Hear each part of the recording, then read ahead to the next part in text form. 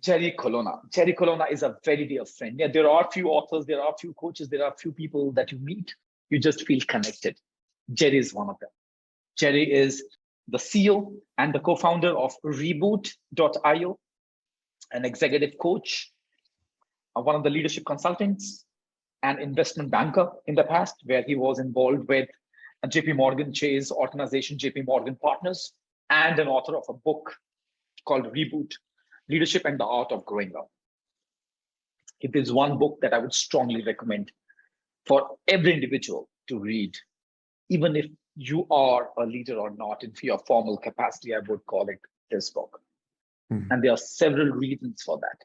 Jerry, thank you so much for being here. Thank you so much for being such a wonderful, wonderful, wonderful friend. Well, thank you for having me. I appreciate that. Jerry, first, right, thank you for accepting this. And I genuinely mean it, because when the first time when I spoke to you sometime a year and a half back, I genuinely wanted you to be here with us at the Coaching Conclave. I remember one of our initial conversations a few years back, where you mentioned only if people are willing to take a pause and reflect on a seemingly simple question, how are you? They might start crying. You said, how are you is an act of radical inquiry with love and compassion. And since that day, I've started to look at this three words, how are you, in a very different light. I genuinely want to understand and know, how are you doing? Well, I'm well, thank you. I'm a little sad. Earlier this week, my partner and I had to put down our 19-year-old cat, Ginger. And Ginger was Allie's dear companion for many years. And so that's with me right now. And I'm excited because I'm about to turn in the manuscript for my next book, which is super exciting and nerve-wracking. But I'm good. Thank you for asking. How are you? Thank you for asking this. I was nervous an hour back, and I could see that how the anxiety is going down. I can experience some kind of lightness. I'm experiencing some kind of heaviness in my shoulders right now. So we have just had a decent start, so I'm feeling happy. And as I've just asked you, how are you? And as you asked me, how am I doing? The first answer that was coming to me that I'm good. Then I realized that how good is, for me, good is an evidence that talks about my inability to come back home and acknowledge my emotions and feelings. So yeah, that's where I am. So I love what we just did, and I love that. You noted that I often call the simple act of asking that question, and a corollary to that question is, how am I? Because when how are you is asked with love and intention and full presence, it can provoke the how am I really? And what I often note is what makes that radical is that we are socialized to not consider that question. We're socialized to wake and go about our day. And I remember from our podcast conversation, I think you had at least one kid crawling around, and you were sitting on the floor in front of your couch, and there was a stress. And then, so notice all of that, right? And now, just now, when you said, I was nervous coming in, what happened for me in that moment was that I had felt your nervousness, but I couldn't place it. I couldn't understand where it was coming from. And then as soon as you named it, it relieved in me, which hopefully relieved in you. Now, why are we focusing on this? Well, those of us who are joining you carry the sacred task of supporting people in their development as leaders. And if we just pause for a moment and think about the application of what you and I just did, totally unplanned, by the way, and we encourage those that we are privileged to serve to do the same thing, we might possibly lower the anxiety and therefore the violence in organizations, simply by encouraging the person who has power to slow down, check in, and figure out where they are and what they're carrying into that moment. So, Yeah. I hope that connection was helpful. Oh, always, Jerry. Thank you. In all my conversations with you, I realized that the initial 3 minutes, 5 minutes itself brings in so much of calmness, and it helps me to ground myself. The moment I acknowledge what I'm going through, because the moment I'm able to acknowledge the emotion that I'm experiencing in this moment, that emotion serves me and just goes out of the body. So thank you. Jerry, just shifting the gears, in all our conversations, and also in your book, you have mentioned several times, better human beings make better leaders. And I'm a firm believer of that. Who you are is how you lead. The journey of a leader is the journey of a human being. I've started to believe that it's extremely important to be a good human being, to come back home all the time. And there's another parallel thought that I'm experiencing these days, that we don't have any choices in our lives. I did not have a choice where I was born in. I did not have a choice to choose my parents. I did not have a choice to choose the country that I was born in. I think we only have choices to respond. What do you think is the starting point to become a better human being? Well, let me circle back to that notion. And as I wrote in the book, when I tasked myself with the question of what do I believe about leadership, that's when that phrase came to me. And when it came to me, I kind of chuckled, because it's so darn obvious, isn't it? Right.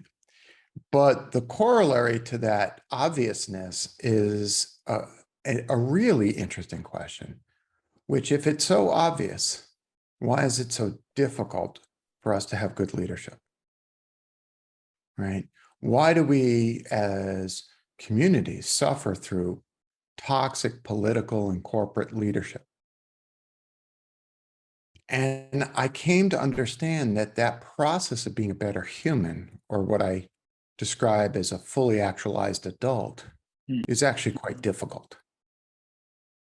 And so when we think about what does it mean, and it means many things. For example, it means to have the capacity to check in with oneself and be honest with oneself, right? If we blow through our day, if we just go task to task to task to transaction, blowing past opportunities for relational connection, and then at the end of the day, we feel exhausted and we don't know why, right? If we're not pausing with curiosity to say, what is actually happening and what are the effects of my doing that? Especially if I'm a leader who holds power, right? If I'm someone who holds power, who is living in this, quasi-conscious state where I'm not really aware of who I am and what I'm doing, I am spreading toxicity all around me. Not necessarily intentionally. And so this connection between better human and better leader is quite profound, even in its simplicity. Anyway, I feel like I veered off a little bit, but. What I'm listening is, in fact, Jerry, now we are very much on track. What I'm listening is, I think you have actually taken me to a much deeper realms. What I'm listening is, if I'm not even aware of who I am as an individual, that I might create a toxic environment around me, which might not create an equilibrium in the environment that I'm a part of. So what I'm listening is that how important is awareness for an individual to be aware of how is my presence impacting the environment that I'm a part of. Is my understanding right? Yeah, I think that one of the core questions that I carry and I speak about in the book and I talk about its effect on my own life is how have I been complicit in creating the conditions I say I don't want? Mm. And Oh, wow. the whole formulation of that question is really important. I use the word complicit, not responsible. I'm going to say that again. Complicit, not responsible. How have I acted as an accomplice in the spank job of my life? Right. And then the second half of that question are the conditions I say I don't want. So I'm a leader. The entire organization seems stuck in a pattern of coming to me constantly for decisions. Mm. Gosh darn it, why can't they make any decision by themselves? Mm. Right. Now, as a coach, my responsibility is to turn that question around and say, that's interesting. Who built the organization? Mm. Right? These things don't just happen to us. They may happen unconsciously to us, but they don't just happen to us. We are accomplices in the creation of our life. Mm. That's step one. Step two is once we understand that we are participating in that, then we have to ask ourselves a deeper question, which is how do the conditions of my life, which I say I don't want, actually serve me? So a good example is how many of our clients come to us and say, I'm exhausted. I can't stop working. Mm. I don't know how to rest. Well, how do you feel when you're not working? I feel terrible. I feel incredibly anxious. I don't know what my meaning is. I don't know what my purpose is. Okay. Now we know what the problem is, not the symptom. The problem is identification with work as a source of self-worth. Mm. The symptom is urgency and busyness and exhaustion. So would it be a fair assumption to make that we all would want to indulge in some or the other kind of work so that we can feel worthy, and yet the same work becomes a source of suffering for us? It might be true. I would hesitate for making that as a general description or a diagnosis for everyone. I think what's really important is to encourage each of us, ourselves included, to lean into the question. So for example, when you opened up and you talked about your anxiety or your nervousness heading in, you touched upon a deeper sense of purpose. You talked about, and your face got quite soft and relatable when you talked about being in service to so many people. Now, the curious question is, why is it so important for you and your identification of self to be in service to others? Well, because that feeds the stress, right? So the curious question would be, what happens to Gaurav if he's not in service to other people? Oh, well, then my whole identification falls apart and I have failed as a better human. Whoa, whoa, whoa, whoa, whoa, slow down. You know those little munchkins who are crawling across Yeah, your lap when we talk? yeah. They don't care if you're in service to other people.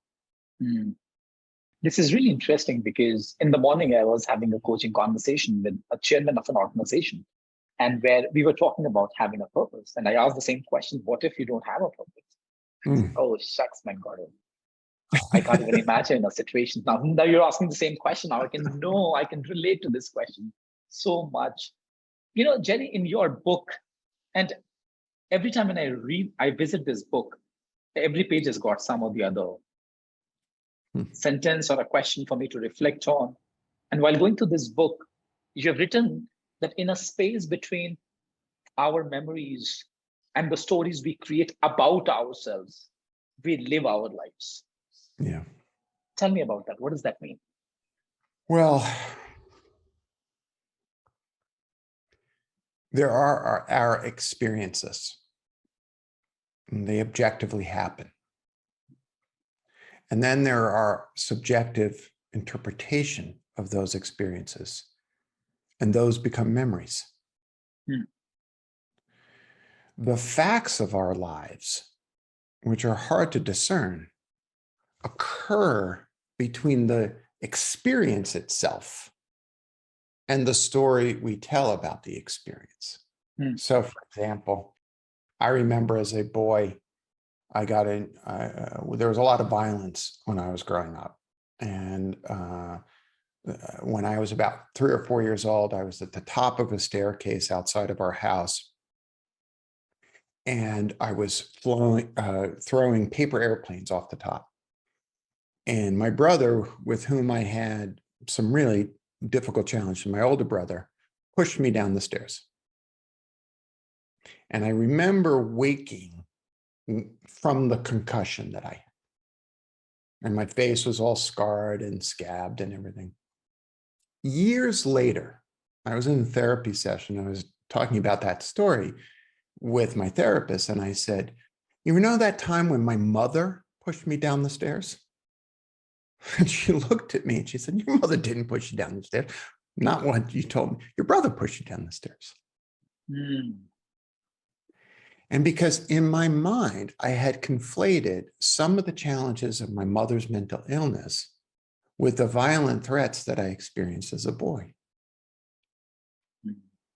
And so the story connected itself, even though the reality was, it wasn't great, but it was different than the story I carried about myself. Thank you for bringing that. You know, at times, our association with our memories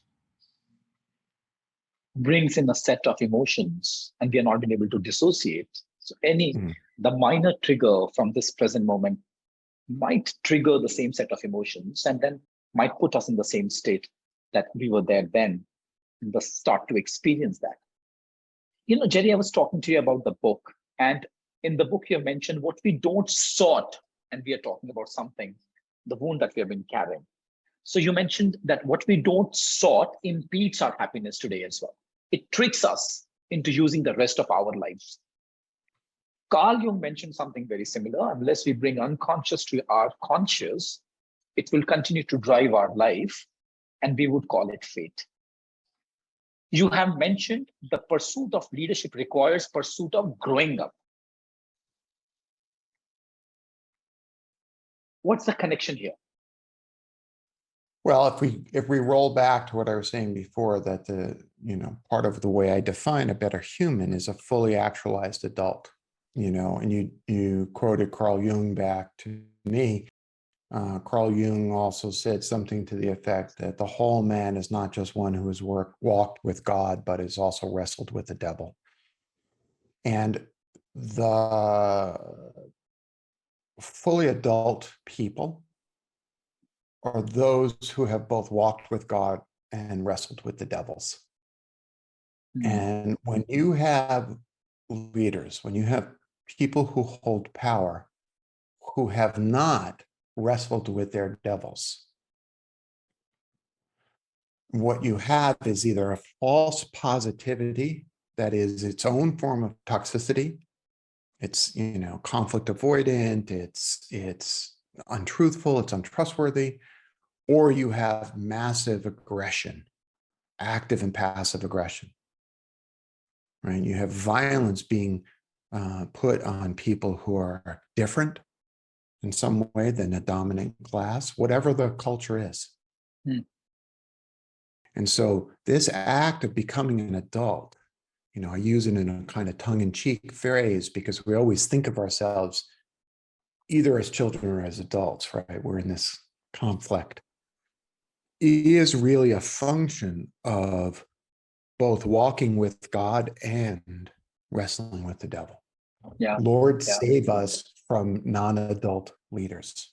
On the same grounds, another parallel is it absolutely onto us how we tame the two beasts which are growing within me. Mm-hmm. One beast could be what you're calling is God, another beast could be the devil. And how do I actually tame both of them so Mm-hmm. that I could be the person that I want to be? You know, Jerry, we don't have any control on the past. And yet it continues to drive our behavior to some extent. Mm-hmm. How can one release those patterns and generate a future which is driven by my once values, which is driven by, if I may use the word, purpose? Right. So let's go back to the very, very first thing that you and I did. You asked me, how are you? And I gave you an honest answer. I talked about the passing of Ginger, which perhaps surprised you. Because here I am in this funny little spot of being the sage on the stage. And how infrequently do people who hold power answer questions like that? Honestly. Right? Now, the work you and I are speaking to right now begins with being able to be honest, first and foremost, with oneself, right? And then continues in that inquiry process to the point where I start to say, how have I contributed to the dynamic at my organization that I say I don't really want to have? How does that dynamic serve an unconscious part of me? Right? I have a client, for example, who needs to see himself at the edge. It's always got to be at the edge. I've got to be at the edge of disaster. This is part of his family lineage. And so no matter how successful a business enterprise is, he pushes it just too far, not to complete collapse, but just at that edge. Because perversely, it gives him a sense of belonging to his father, to his grandfather, to his great-grandfather. That simple question, how am I, can lead all the way back to how do I want to be?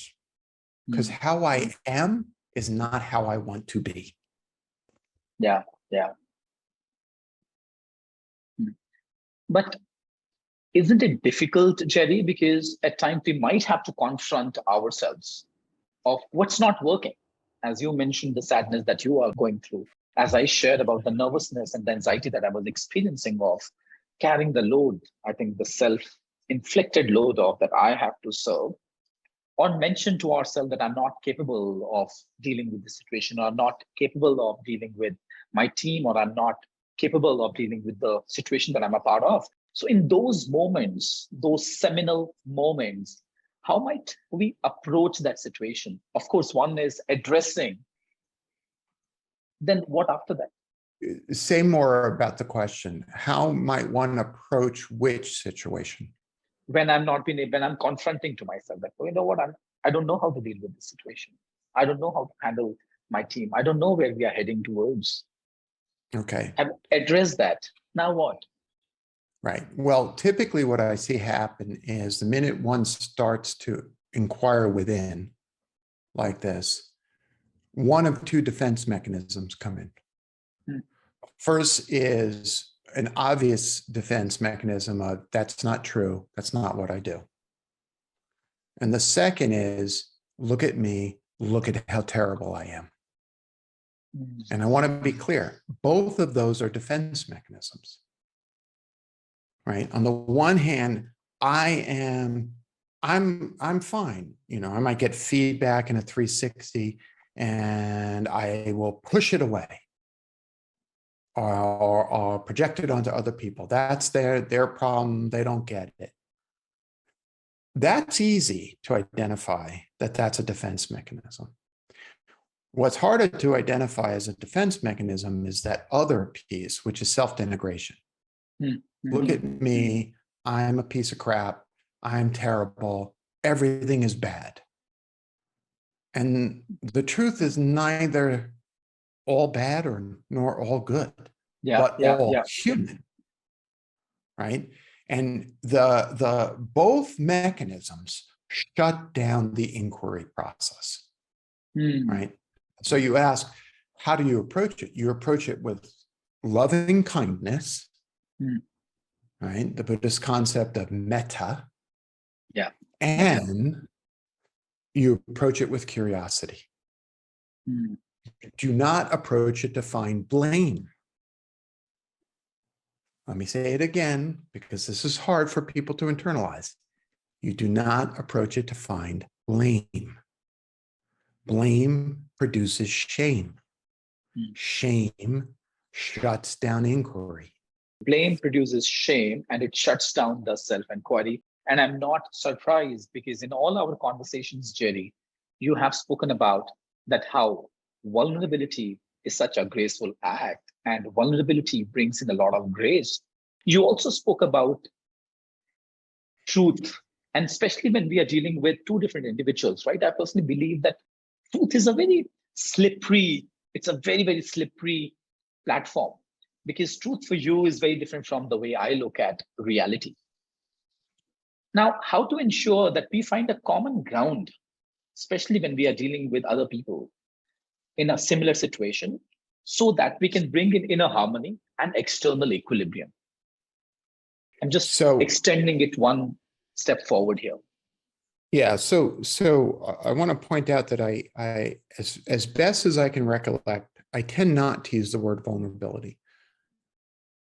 People do interpret it as such, and I'm purposeful about that because at least in some cultures, the word is so associated with weakness that it's a challenge. And so when I told you about Ginger's passing, one could sort of look at that situation and say, look at how vulnerable he was. But actually what I told myself was that I was going to be truthful. When you asked me, you said something like, I really want to know, how are you? I had a momentary decision to make. I had a decision to make in that moment. And the decision was this: do I tell him the truth or not? And I decided to tell the truth. Now, as soon as I did that, I suspect you went, oh boy, that means I have to actually be truthful. Now, let's connect this all back. You made the assertion about vulnerability being really powerful. When I am in conversation with clients or others who hold power, I purposefully use the word truth or the words truth and honesty in order to provoke something else inside of them. Because immediately, if I said to them, well, would you like to operate dishonestly and being untruthful? Most people would say, well, no, of course not. Well, we shield ourselves from telling ourselves the truth. We shield ourselves from telling our colleagues and our friends and family from the truth because we perceive our feelings as being indication of our weakness. When in fact, telling the truth is a powerful expression of strength and inner confidence. See, in that moment where I decided whether or not I was going to tell you about Ginger, I had to confront my own ego, which was, hey, here I am, this guy in a Zoom box being such a thoughtful speaker, and there are hundreds and thousands and millions of people listening, right? All this nonsense, right? And I don't want to disappoint them. And what are they going to think less of me? Me. And in that moment, I told you the truth. I felt relief. You felt relief. You then shared your truth. You're right. Subjective truths. And then together we went deeper. Thank you. Thank you for opening this portal of truth. Just a last question, Jerry, as we are coming to the end of the session. What is the essence of life for you? What a funny question, isn't it? That we all hold on to. What a funny question. For me, sometimes the way I come at that question is I think about what it is that I would like on my headstone, if such a thing were to happen for me. And it might say something like, for God's sake, be nice to each other. I think that whatever your belief systems, whatever wisdom traditions you grew up in, they all boil down to the same thing. For heaven's sake, be kind to one another. I think this is what our task is. You know, surrounded by you are all these beautiful thought leaders and people who have just made such a powerful difference in the lives of millions of people. What are they all saying? Be kind to each other. Be kind. When the Mahatma, what was he saying? Be kind. Stop dehumanizing other human beings. No matter their caste, no matter their religion, no matter their pigmentation, no matter their immigrant status, no matter their economic status, be kind. That to me is the essence of life. It's an opportunity in this body, in this time, to be kind.